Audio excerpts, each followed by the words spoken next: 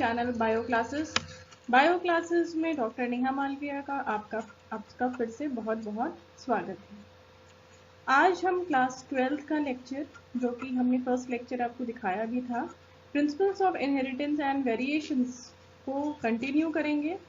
First lecture में हमने बात की थी मेंडल्स लॉ ऑफ इनहेरिटेंस। ठीक है, मेंडल्स लॉ ऑफ इनहेरिटेंस हमने पढ़ा था, टर्मिनोलॉजीज हमने पढ़ी थी। ये chapter examination point of view, आपके बोर्ड्स पॉइंट ऑफ व्यू से और NEET examination point of view से, दोनों से ये बहुत इंपॉर्टेंट चैप्टर है, इसलिए इस चैप्टर को बहुत ध्यान से पढ़िएगा। ठीक है, ये आपके एनसीईआरटी का चैप्टर 5 है और लेक्चर 2 है। लेक्चर 1 अगर आपने नहीं देखा हो तो आप चैनल पे उसे देख लीजिए। और शुरू करने से पहले मैं फिर से कहूँगी कि चैनल को सब्सक्राइब कर दें, शेयर करें, लाइक करें, ताकि ज़्यादा से ज़्यादा लोगों को इससे मदद मिलती रहे। चलिए आगे कंटिन्यू करते हैं इस चैप्टर को। हमें आज पढ़ना है inheritance of genes, interaction of jeans.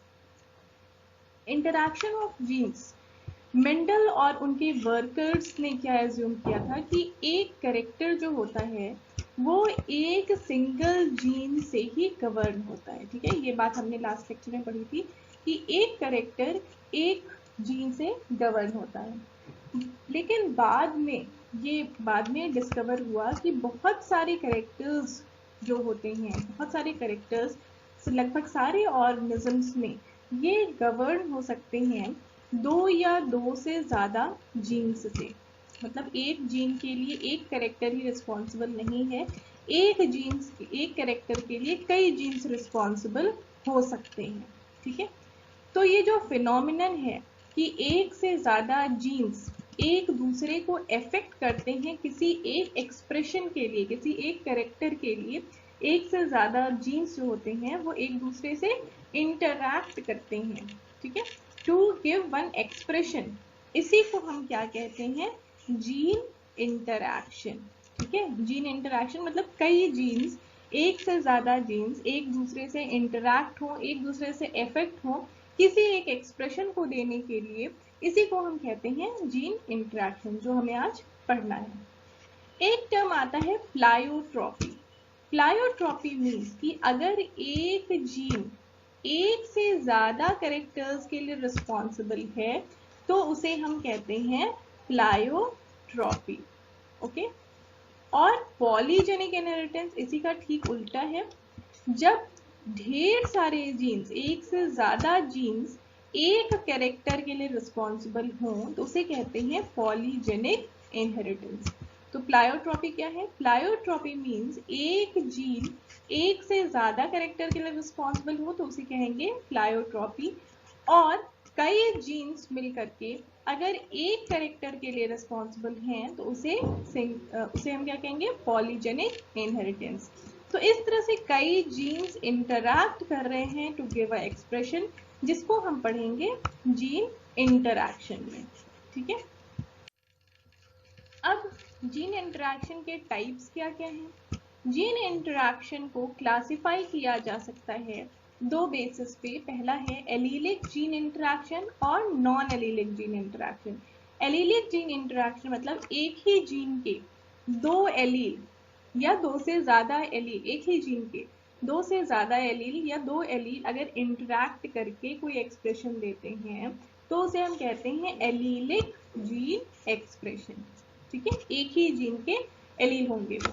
और नॉन एलीलिक इंटरैक्शन मतलब कि अलग अलग जीन्स के एलील्स ये इंटरैक्ट करके एक्सप्रेशन को चेंज करते हैं, इन्फ्लुएंस करते हैं, तो उसे हम कहते हैं नॉन एलीलिक जीन इंटरैक्शन। ठीक है, तो 2 टाइप्स के हो गए, पहला एलीलिक जीन इंटरैक्शन और दूसरा non allelic gene interaction. Allelic gene interaction को इंट्रा एलीलिक जीन इंटरैक्शन भी कहेंगे और नॉन एलीलिक जीन इंटरैक्शन को इंटर एलीलिक जीन इंटरैक्शन कहेंगे। ठीक है, एलील का मतलब तो समझ, जैसे क्रोमोसोम है तो ये होमोलोगस पेयर ऑफ क्रोमोसोम है, यहाँ पे कोई एक जीन प्रेजेंट है, मान लीजिए ए, इसी जीन का दूसरा एलील यहाँ पे प्रेजेंट है, मान लीजिए स्मॉल ए। ठीक है, ये दोनों इंटरैक्ट कर रहे हैं तो ये क्या हो गया? इंट्रा एलीलिक इंटरेक्शन या एलीलिक जीन इंटरेक्शन। लेकिन ये अगर दूसरा जीन यहाँ प्रेजेंट है बी, दूसरा जीन यहाँ प्रेजेंट है बी, तो ये दो डिफरेंट एलील हो गए ना। तो ये दो डिफरेंट एलील अगर इंटरैक्ट करके किसी एक्सप्रेशन को इन्फ्लुएंस कर रहे हैं तो that is known as non allelic gene interaction. Okay, तो पहले हम देखेंगे allelic gene interaction. Allelic gene interaction, alleles of same gene, ठीक है, interact to produce a new character, इसको हम कहेंगे allelic gene interaction.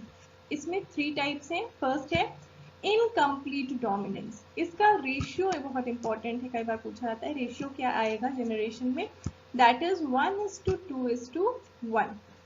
Incomplete dominance, incomplete dominance first type है। इनकम्प्लीट डोमिनेंस मीन्स कि जो हेट्रोजाइगोट होता है वो फिनोटाइप जो शो करता है वो होमोजाइगस रेसेसिव और होमोजाइगस डोमिनेंट के बीच का शो करता है, ठीक है। तो कोई कंप्लीट डोमिनेंस नहीं होता है हेट्रोजाइगस प्लांट में, कोई मतलब दोनों एक्सप्रेस होते हैं, रेसेसिव वाला भी अपना एक्सप्रेस करता है और डोमिनेंट वाला भी एक्सप्रेस करता है, इसलिए जो कलर होता है वो बीच का होता है, ठीक है। तो इसमें हेट्रोजाइगस का जो फिनोटाइप होगा वो होमोजाइगस रेसेसिव और होमोजाइगस डोमिनेंट के बीच का होगा, ठीक है। Incomplete dominance, not complete dominance, complete dominance ये नहीं है। जो कैरेक्टर होगा वो होमोजाइगस डोमिनेंट जैसा भी नहीं होगा और होमोजाइगस रेसेसिव जैसा भी नहीं होगा, इसके बीच का होगा, इसलिए इसे कहेंगे इनकम्प्लीट डोमिनेंस, ठीक है। कोरल्स साइंटिस्ट ने वर्क किया था इस पे, मिराबिलिस जलापा प्लांट पे, इसको हम कहते हैं 4 o'clock प्लांट। ये जो क्लास दिए हुए हैं ये है मिराबिलिस जलापा 4 o'clock प्लांट। इसमें देखिए एक ये वाइट फ्लावर है, रेड फ्लावर है और पिंक फ्लावर है। तो प्योर वाइट और pure red, red dominant character है और वाइट रेसेसिव कैरेक्टर है। प्योर वाइट और प्योर रेड का जब क्रॉस कराया जाता है तो प्योर वाइट और प्योर रेड का क्रॉस कराया जाए तो क्या हो जाएगा, हेट्रोजाइगोट बनेगा।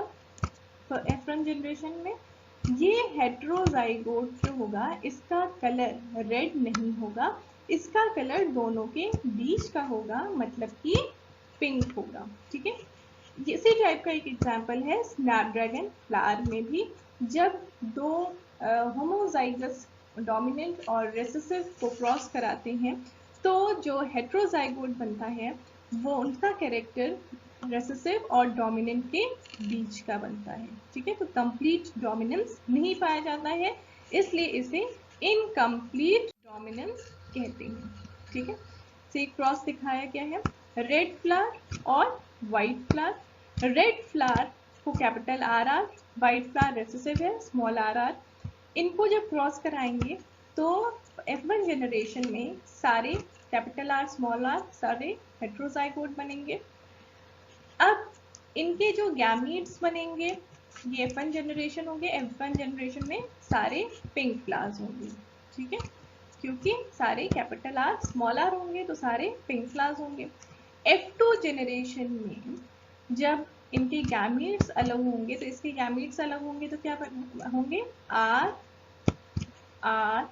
And capital R and small r male में और capital R and small r female में, ठीक है। तो इनका जो प्यूनेट स्क्वायर बनाएंगे तो आप देखेंगे ये R एंड R ये मिलकर के कैपिटल R स्मॉल r मिलकर के कैपिटल R स्मॉल r और स्मॉल r कैपिटल R मिलकर के capital R small r small r small r। तो स्मॉल r जो होगा ये वाइट होगा, कैपिटल R रेड होगा और कैपिटल R स्मॉल r ये दोनों कैसे होंगे, ये दोनों पिंक होंगे। तो ये रेशियो क्या हो गया 1:2:1। इसका फिनोटिपिक रेशियो भी यही होगा और जीनोटिपिक रेशियो भी यही होगा। जैसे मेंडल के मोनोहाइब्रिड क्रॉस में आपने पढ़ा था फिनोटिपिक रेशियो क्या होता है 3:1, लेकिन जीनोटिपिक रेशियो 1:2:1। लेकिन इसमें क्या होगा, फिनोटिपिक रेशियो और जीनोटिपिक रेशियो सेम होंगे, ठीक है।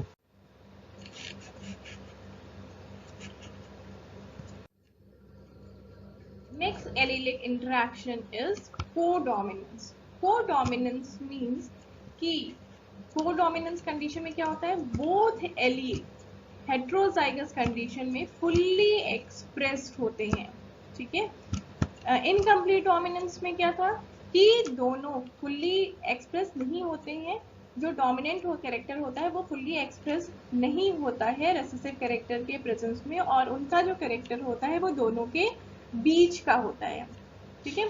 इसमें कोडोमिनेंस में क्या होगा कि दोनों फुल्ली एक्सप्रेस होंगे।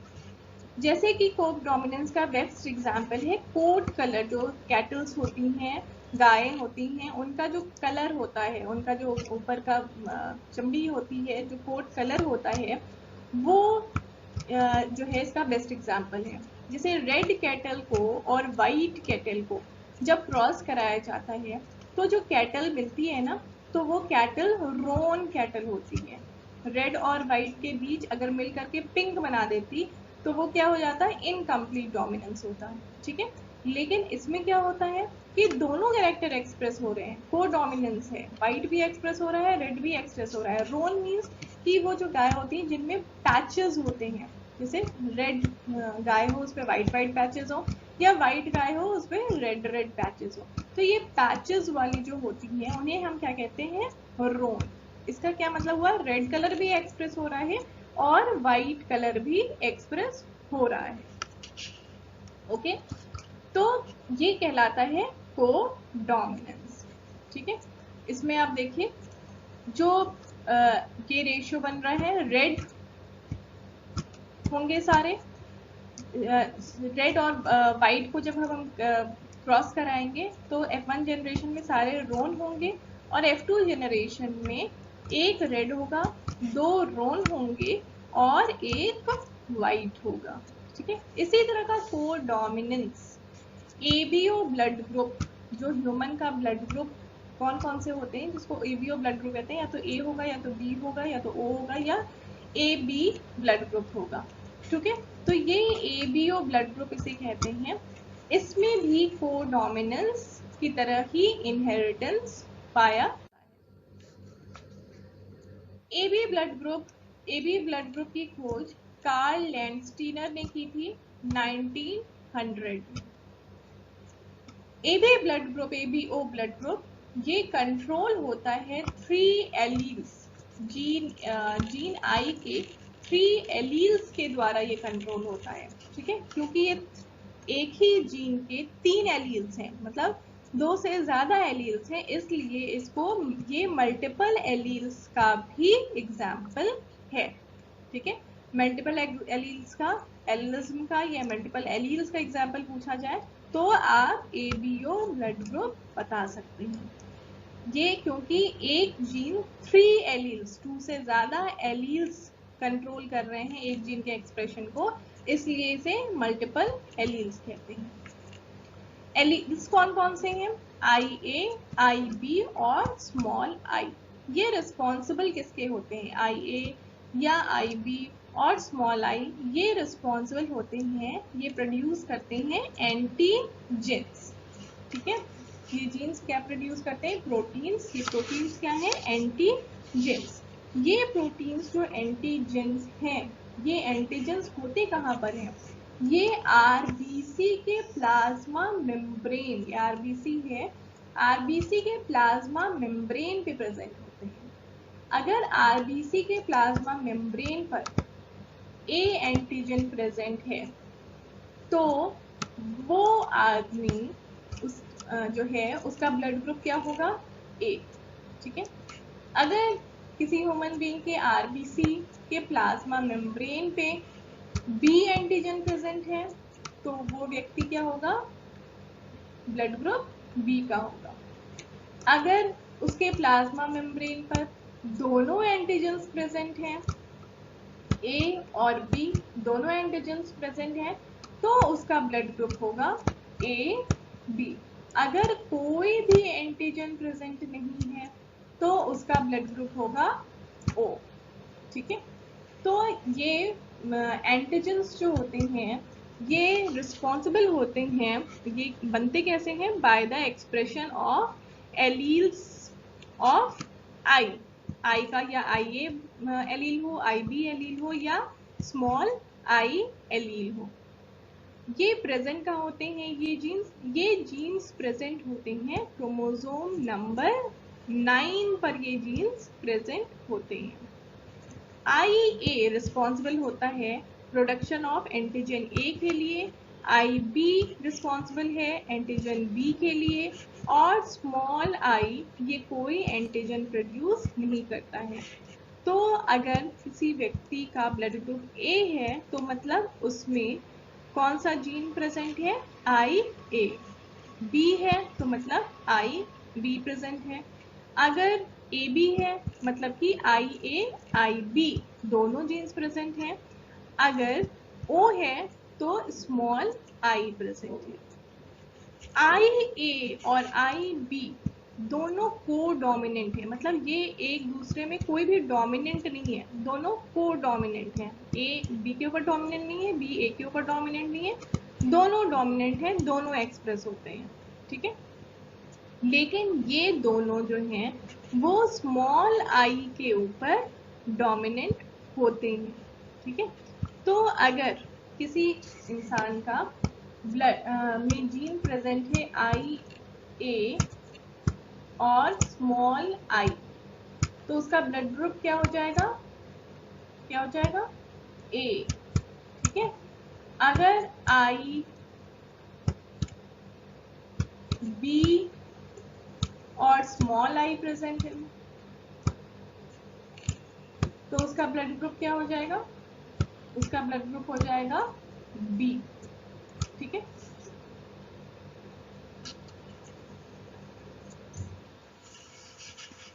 अगर आई ए आई बी दोनों प्रेजेंट हैं तो इसका ब्लड ग्रुप होगा ए बी। ठीक है, अगर केवल स्मॉल आई प्रेजेंट है तो उसका ब्लड ग्रुप होगा ओ। ठीक है, तो इस तरह से हम ब्लड ग्रुप को डिटरमाइन करते हैं। अगर कैपिटल आई ए और आई ए प्रेजेंट है तो भी इसका ब्लड ग्रुप क्या होगा, ए ब्लड ग्रुप होगा। अगर आई बी है तो इसका ब्लड ग्रुप क्या होगा, बी होगा। ठीक है, जैसे कि इस टेबल में दिया हुआ है, अगर ब्लड ग्रुप ए मदर और फादर का, अगर ब्लड ग्रुप ए है और ए है तो क्या पॉसिबिलिटी हो सकती है, तो ब्लड ग्रुप ए है तो उसका जीन क्या हो सकता है, दो मदर फादर के आई ए और आई ए, तो फिनोटाइप जो ऑफस्प्रिंग का बनेगा वो ए बनेगा। ठीक है, अगर आई ए एक का प्रेजेंट है और दूसरे का आई ए स्मॉल आई भी क्या होगा, ब्लड ग्रुप ए होगा, तो इसमें ऑफस्प्रिंग क्या बनेंगे, तो भी ए ही बनेगा। लेकिन अगर आई ए स्मॉल आई एक पार्टनर का हो और दूसरे का आई ए स्मॉल आई हो तो दोनों ब्लड ग्रुप बन सकते हैं। जैसे कि थर्ड वाला एग्जाम्पल देखिए, आई ए है इस और आई स्मॉल आई है, इसका क्रॉस हुआ आई ए एंड स्मॉल आई, तो ये इससे क्या बनेगा, ए ब्लड ग्रुप, इससे क्या बनेगा,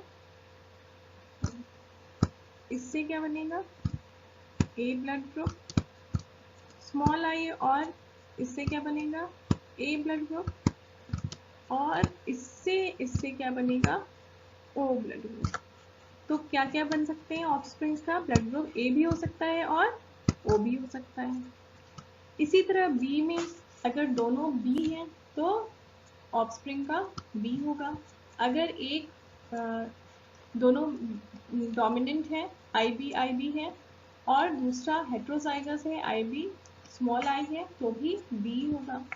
अगर दोनों हेट्रोजाइगस हैं तो कैपिटल बी और ओ, मतलब कि ऑफस्प्रिंग का ब्लड ग्रुप बी भी हो सकता है और ओ भी हो सकता है। इसी तरह आई ए आई बी, अगर जो पेरेंट हैं उनका आई ए और आई बी ब्लड ग्रुप है फादर का, और मदर का भी आई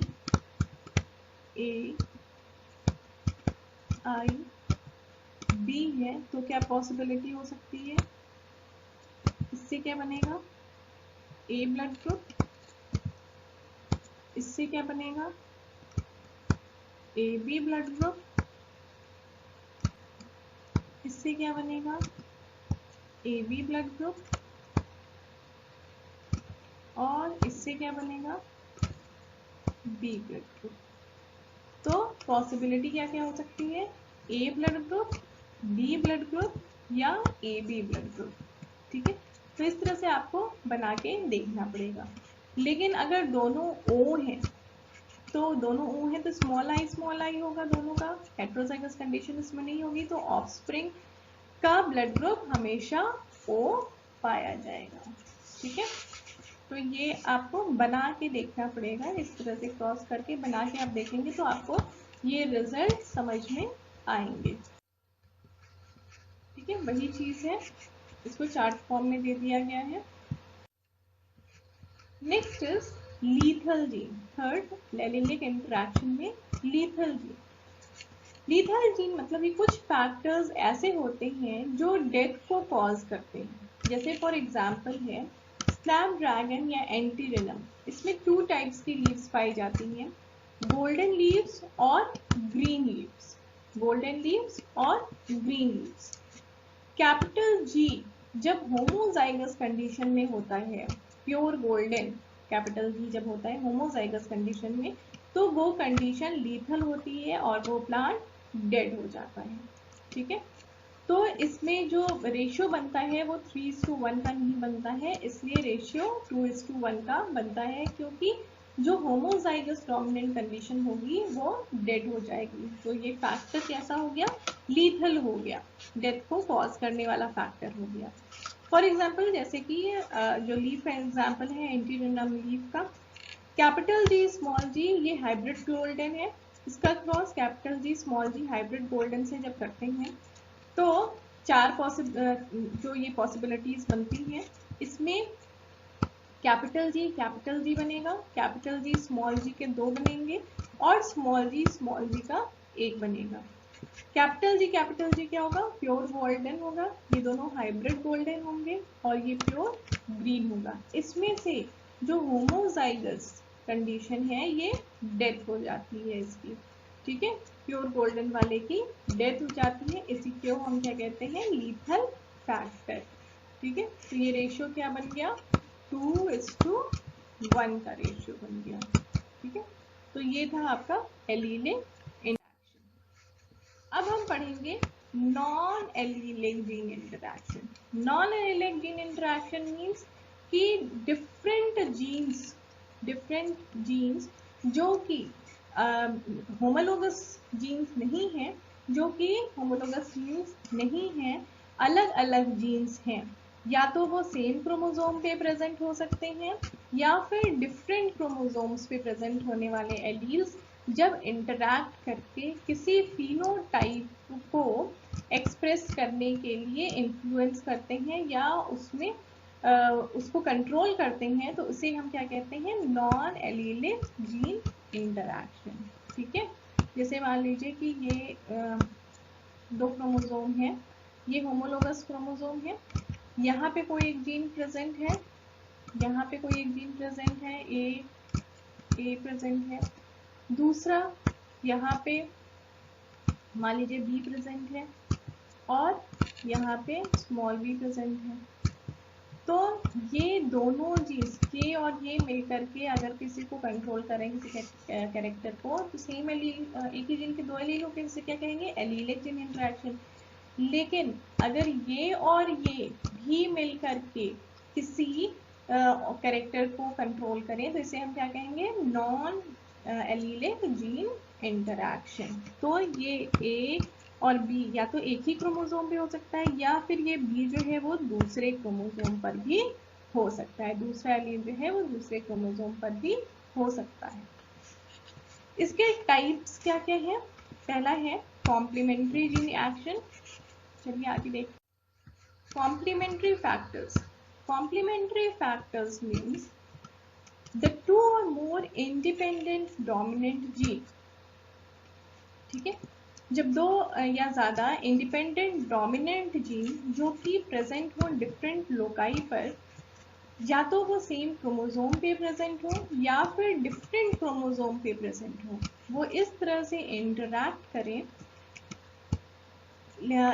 करके किसी कैरेक्टर को प्रोड्यूस करें।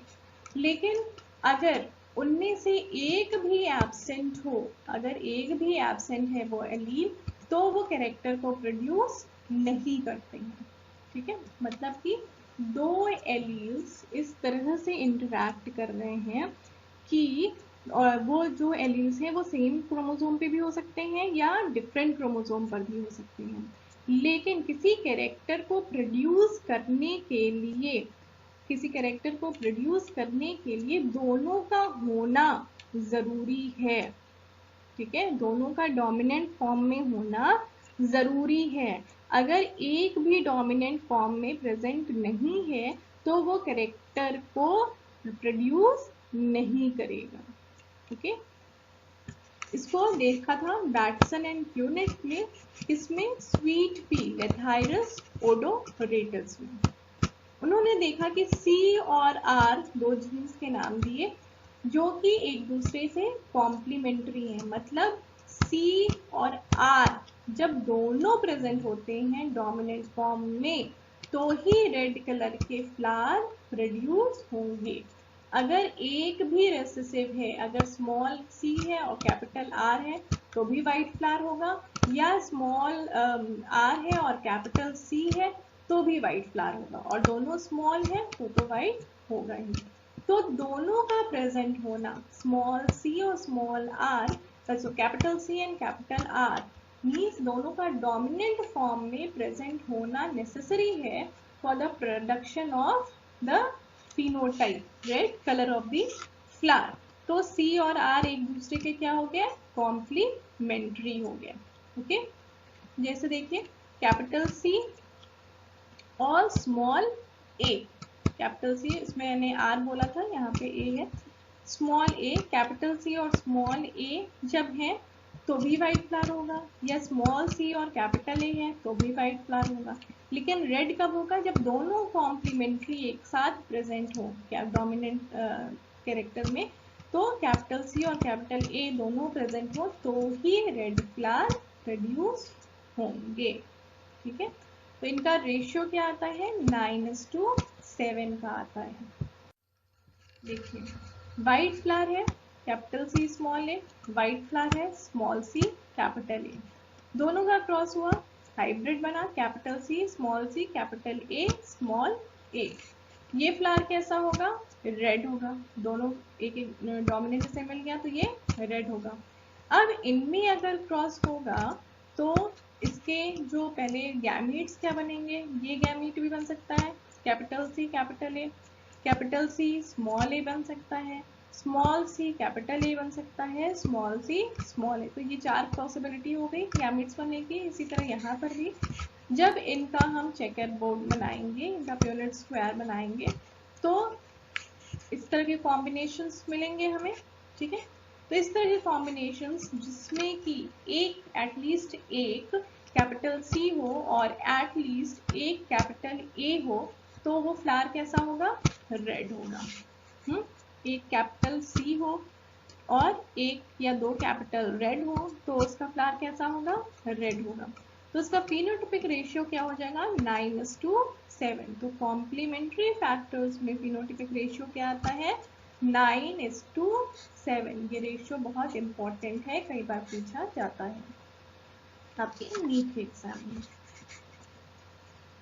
व्हाइट फ्लावर्स कब होंगे, व्हाइट फ्लावर्स होंगे जब केवल एक डोमिनेंट हो, या तो सी डोमिनेंट हो या फिर ए डोमिनेंट हो तो व्हाइट फ्लावर्स होंगे, और दोनों का रेसेसिव है तो वो व्हाइट फ्लावर्स होंगे। तो ये हो गया complementary factor. Next is epistasis. Epistasis means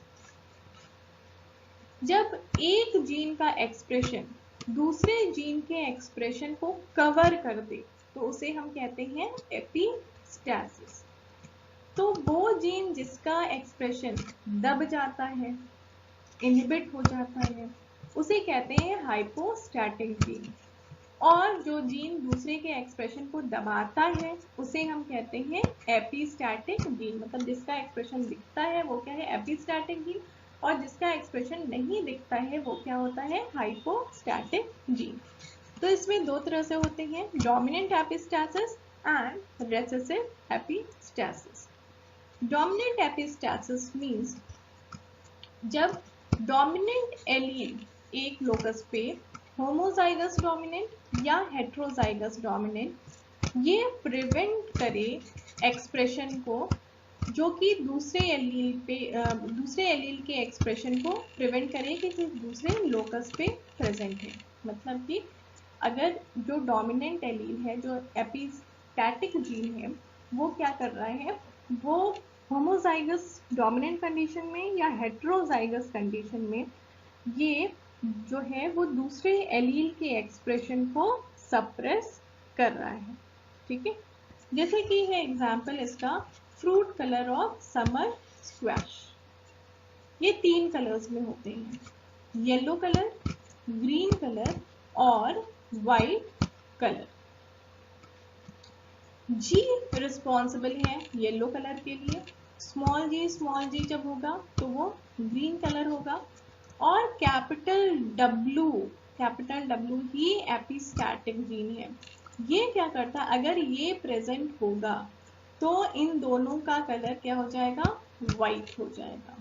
ठीक है, ये येलो कंडीशन में हो या ग्रीन कंडीशन में हो, अगर डब्ल्यू डोमिनेंट एक प्रेजेंट है, हेट्रोजाइगस या होमोजाइगस कंडीशन में प्रेजेंट है, तो फ्रूट का कलर कैसा होगा, वाइट होगा। लेकिन स्मॉल डब्ल्यू अगर है तो वो कलर पे इफेक्ट नहीं करेगा। तो हाइपोस्टैटिक जीन इसमें क्या हो गया, जी, और एपिस्टैटिक जीन हो गया डब्ल्यू। तो डब्ल्यू के प्रेजेंस में कलर वाइट हो जाता है। ठीक है, ऐसा हो जाता है। और जब स्मॉल जी होगा तो ग्रीन होगा, कैपिटल जी एक होगा तो येलो होगा।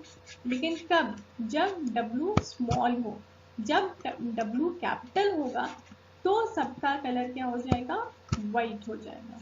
ये हो गया डोमिनेंट एपिस्टैसिस। ठीक है, देखिए जब कैपिटल डब्ल्यू प्रेजेंट है तो फ्रूट का कलर कैसा हुआ, वाइट। स्मॉल डब्ल्यू है और स्मॉल जी है तो फ्रूट का कलर हुआ green.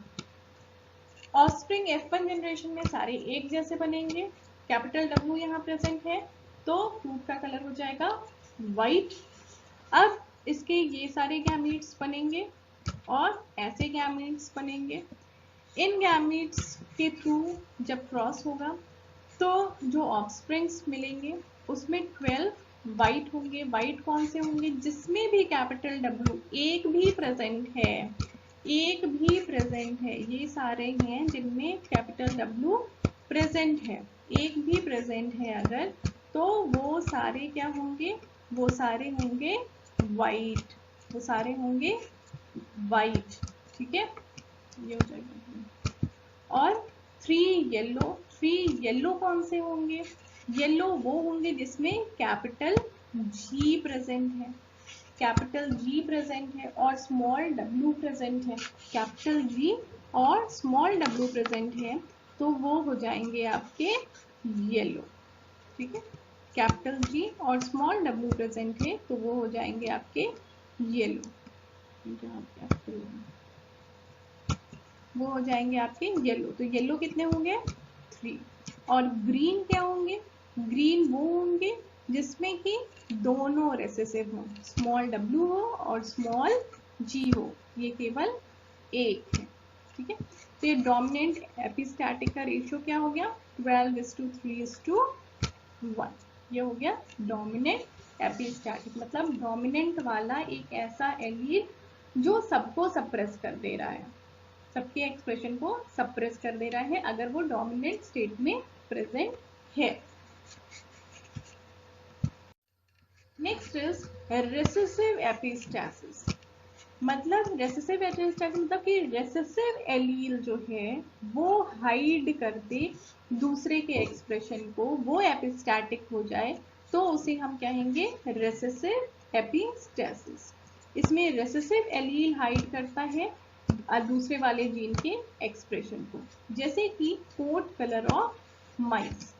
Coat colour of mice जो होते हैं वो कंट्रोल होता है 2 पेयर्स ऑफ जीन से, जिसमें डोमिनेंट जीन सी अगर है तो वो प्रोड्यूस करता है ब्लैक कलर।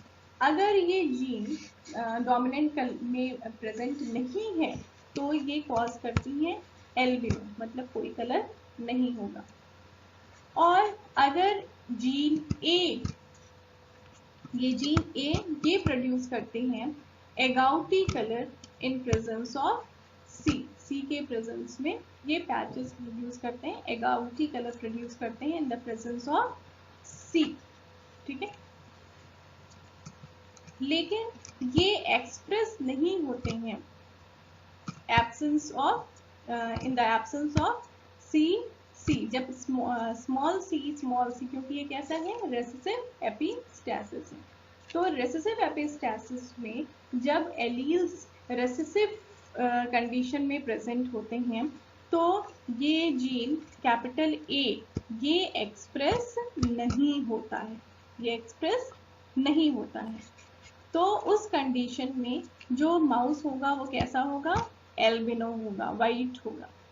ठीक है, तो कैपिटल सी अगर प्रेजेंट है तो ब्लैक है और कैपिटल ए प्रेजेंट है तो एल्बिनो है।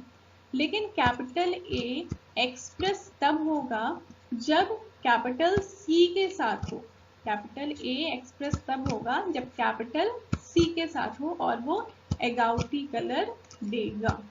लेकिन अगर capital A recessive dominant recessive homozygous recessive के साथ प्रेजेंट है, कैपिटल स्मॉल सी के साथ प्रेजेंट है तो ए एक्सप्रेस नहीं होगा। ए कब एक्सप्रेस होगा, ए कब एक्सप्रेस होगा, जब वो कैपिटल सी के साथ है, क्योंकि स्मॉल सी जो है ये रेसेसिव एपिस्टेसिस शो करेगा और ए को एक्सप्रेस नहीं होने देगा। ठीक है, तो ए एक्सप्रेस जब होगा जब वो कैपिटल सी के साथ प्रेजेंट हो तो वो एगाउटी कलर पैचेस देगा। ठीक है, ब्लैक और वाइट पैचेस देगा। तो इससे देखते हैं, ब्लैक अगर कैपिटल सी स्मॉल ए है तो ब्लैक है, सी रिस्पॉन्सिबल फॉर ब्लैक है। और कैपिटल ए है और स्मॉल सी है, दो होमोजाइगस रेसेसिव है तो ए एक्सप्रेस नहीं होगा, जिसके वजह से ये एल्बिनो होगा। ठीक है, फर्स्ट जनरेशन में सारे एगाउटी होंगे क्योंकि कैपिटल ए एक्सप्रेस अब होगा क्योंकि ये कैपिटल सी के साथ है। इनको क्रॉस करने पर कैपिटल सी और कैपिटल ए वाले एगाउटी 9 बनेंगे। कैपिटल सी स्मॉल ए मतलब कि ब्लैक कितने बनेंगे, 3 बनेंगे। और स्मॉल सी के साथ जब ए प्रेजेंट होगा तो सारे एल्बिनो बनेंगे और जब स्मॉल ए होगा तब तो एल्बिनो रहेंगे। तो इस तरह से ये रेशियो क्या आ जाएगा, 9:3:4 का रेशियो आपको मिल जाएगा। ठीक है, ये है recessive epistasis. Next is duplicating factor. Duplicating factor मतलब डुप्लीकेट मीन्स कि दो से ज़्यादा जीन्स जो कि लोकलाइज्ड हो डिफरेंट क्रोमोसोम पे, लेकिन उनका फिनोटाइप क्या हो, सेम हो। डुप्लीकेट फैक्टर, दो से ज़्यादा जीन्स हैं लेकिन उनका जो फिनोटाइप है अलग क्रोमोसोम पर भी प्रेजेंट है लेकिन उनका फिनोटाइप डुप्लीकेट है, उनका फिनोटाइप सेम है। ठीक है, ये ऑब्जर्व किया गया था बुर्सा पास्टोरस शेफर्ड पर्स, जिसका लोकल नेम है शेफर्ड्स पर्स, जनरल नेम है शेफर्ड्स पर्स। इसमें दो तरह के सीड्स बनते हैं इस बुर्सा पास्टोरस में, ट्रायंगुलर सीड्स और ओवल या ओवॉइड या टॉप शेप सीड्स भी कहते हैं हम इसको।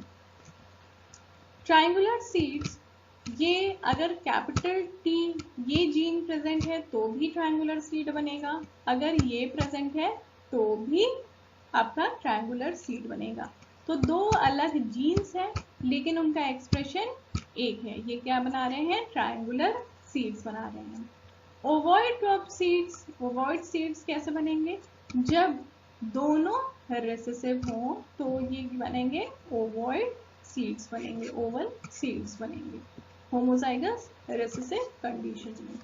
तो ट्रायंगुलर सीड्स लिया गया जिसमें कि capital D capital T capital D capital D था, और ओवल सीड शेप वाले प्लांट लिए गए जो होमोजाइगस रेसेसिव होगा। दोनों क्रॉस होंगे तो कैपिटल टी भी प्रेजेंट है कैपिटल डी भी प्रेजेंट है, तो ये क्या होगा? ट्रायंगुलर सीड वाले प्लांट्स होंगे। ठीक है, एक भी इसमें डोमिनेंट हो, कैपिटल टी डोमिनेंट हो या कैपिटल डी डोमिनेंट हो, तो कैसे सीड्स होंगे? ट्रायंगुलर सीड्स डोमिनेंट है। F2 जनरेशन में हम देखेंगे इसके गैमीट्स ये बनेंगे, गैमीट्स मेल और फीमेल के ये बनेंगे। इसमें सारे में किसी में कैपिटल टी है या किसी में कैपिटल डी है या किसी में दोनों में दोनों कैपिटल टी और डी है, सब में क्या होगा? ट्रायंगुलर शेप सीड्स वाले प्लांट होंगे। केवल एक ऐसा होगा जिसमें दोनों रेसेसिव होंगे, कैपिटल टी भी रेसेसिव होगा और डी भी रेसेसिव होगा, तो इसका जो सीड होगा ये ओवल होगा, टॉप शेप या ओवल होगा। तो इसका रेशियो क्या होगा? 15:1। ये क्या थे? Duplicate factors. Okay, next is supplementary factors. Supplementary factors means one factor alone is sufficient to produce visible result। एक फैक्टर जो है ये अकेले ही सफिशिएंट होता है विजिबल रिजल्ट के लिए, लेकिन इनका जो एक्सप्रेशन होता है वो चेंज हो जाता है एडिशनल फैक्टर के प्रेजेंट होने पर। इनका एक्सप्रेशन जो होता है वो चेंज हो जाता है। अकेले ये एक्सप्रेशन दे सकते हैं लेकिन इनका एक्सप्रेशन दूसरे फैक्टर के प्रेजेंस में चेंज हो जाता है। ठीक है, जैसे कि development of agouti colour in the माइस, इसमें जो सी है ये प्रोड्यूस कर रहा है कलर्ड फिनोटाइप, और जो डोमिनेंट एलील ए है ये एल्बिनो प्रोड्यूस कर रहा है। और जो दोनों जब मिलेंगे कैपिटल सी और कैपिटल ए जब दोनों होंगे तो ये क्या प्रोड्यूस करेंगे? एगाउटी प्रोड्यूस करेंगे। ठीक है, तो ये आपका हो गया सप्लीमेंट्री फैक्टर कि ये एक अलोन प्रोड्यूस कर सकता है, लेकिन जब सप्लीमेंट्री फैक्टर इसको मिल जाए तो इसका एक्सप्रेशन चेंज हो जाता है। ठीक है, एगाउटी ग्रे फिनोटाइप ये इसका एक्सप्रेशन क्या हो गया? चेंज हो गया। तो इस तरह से जब हम इसका क्रॉस देखेंगे तो इसमें 9 एगाउटीज बनेंगे, 3 कलर्ड बनेंगे और 4 एल्बिनो बनेंगे। 4 एल्बिनो कब बनेंगे? एल्बिनो जब बनेंगे जब स्मॉल सी कंडीशन हो दोनों, और जो ए हो या तो कैपिटल हो या तो स्मॉल हो, तो इसके प्रेजेंस में एल्बिनो बनेंगे। ठीक है, तो ये हो गया supplementary factor. Next is inhibitory factor. Inhibitory factor means अगर एक डोमिनेंट फैक्टर दूसरे डोमिनेंट फैक्टर के एक्सप्रेशन को सप्रेस कर दे, अगर एक डोमिनेंट फैक्टर दूसरे डोमिनेंट फैक्टर के एक्सप्रेशन को सप्रेस कर दे तो इसे हम कहते हैं इनहिबिटरी फैक्टर। जैसे फॉर एग्जांपल राइस लीव्स में, राइस लीव्स में जो जीन पी है, gene P that is responsible for purple colour, gene P is responsible for purple color. If gene I is present with P, अगर gene I P के साथ present हो तो purple color को inhibit कर देता है और वो बनाता है green color। तो I क्या हो गया? ये I हो गया inhibitory factor, मतलब ये दूसरे dominant factor को सप्रेस कर रहा है। आई जीन जो है वो दूसरे डोमिनेंट फैक्टर पी को सप्रेस कर रहा है, तो उसे पर्पल के बजाय अब क्या कलर बनेगा? ग्रीन बनेगा। ठीक है। तो अगर कैपिटल P है तो कलर कैसा है, पर्पल है। और अगर कैपिटल I प्रेजेंट है तो भी कलर कैसा है, ग्रीन है। और कैपिटल I प्रेजेंट है और लेकिन कैपिटल P भी प्रेजेंट है तो I क्या कर रहा है, I P को सप्रेस कर रहा है, इसलिए इसका कलर क्या होगा, ग्रीन होगा। तो I क्या है, इनहिबिटरी फैक्टर है। कैपिटल I अगर प्रेजेंट है तो ग्रीन होगा ही, लेकिन कैपिटल I अगर P के साथ प्रेजेंट है तो कैपिटल I P को सप्रेस कर रहा है, इसलिए उसका कलर होगा ग्रीन। तो ग्रीन ज्यादा होंगे, पर्पल कम होगा। पर्पल कम होगा, पर्पल जब होगा जब I होमोजाइगस रेसेसिव हो, तो ही केवल पर्पल कलर फॉर्म होगा। जीनोटाइप में देखिए P और I होंगे तो I प्रेजेंट है कैपिटल तो ग्रीन होगा, कैपिटल I यहाँ है तो ग्रीन होगा ही। और स्मॉल p और स्मॉल I है तो भी क्या होगा, ग्रीन होगा। और कैपिटल P और स्मॉल I है तब केवल क्या होगा, पर्पल होगा। तो इसका रेशियो क्या बनता है, 13:3। ओके, ये हो गया आपका inhibitory factor. Next is polymorphism और एडिटिव फैक्टर। पॉलीमॉर्फिज्म और एडिटिव फैक्टर, इसका एग्जाम्पल है pericarp colour in the beet. Beet का जो पेरिकार्प है उसका कलर डीप रेड हो सकता है, लाइट रेड हो सकता है या कलरलेस हो सकता है। जब डीप रेड बीट हो, पेरिकार्प जिसका डीप रेड है उसको अगर आप कलरलेस से क्रॉस कराते हैं तो ए और बी कैपिटल और स्मॉल ये बनेंगे डीप रेड, ठीक है।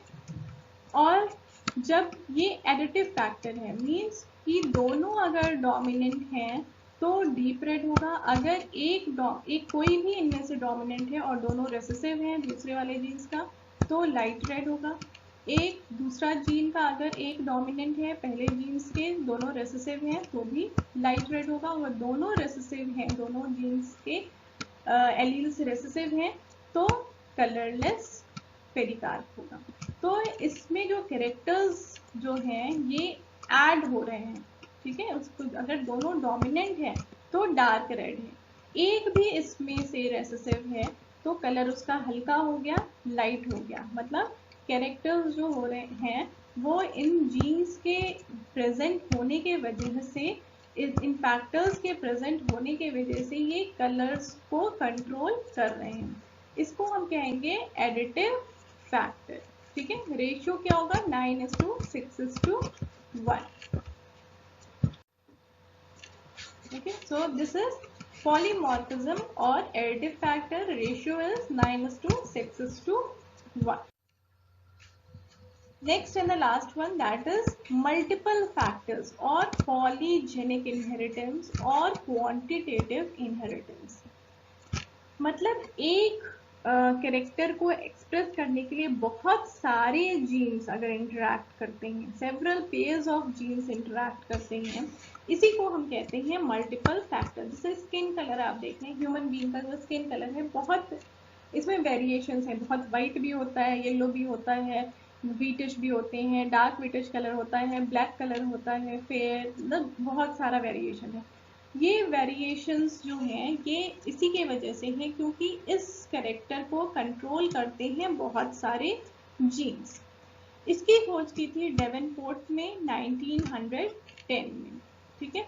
अगर मान लीजिए कि ये 3 पेयर्स ऑफ जीन्स जैसे हैं, अगर इसको कंट्रोल कर रहे हैं, अगर डार्क कॉम्प्लेक्शन है और एक का लाइट कॉम्प्लेक्शन है जिसमें कि रेसेसिव ट्रेड्स हैं, तो जो F1 जनरेशन होगा वो इंटरमीडिएट होंगे।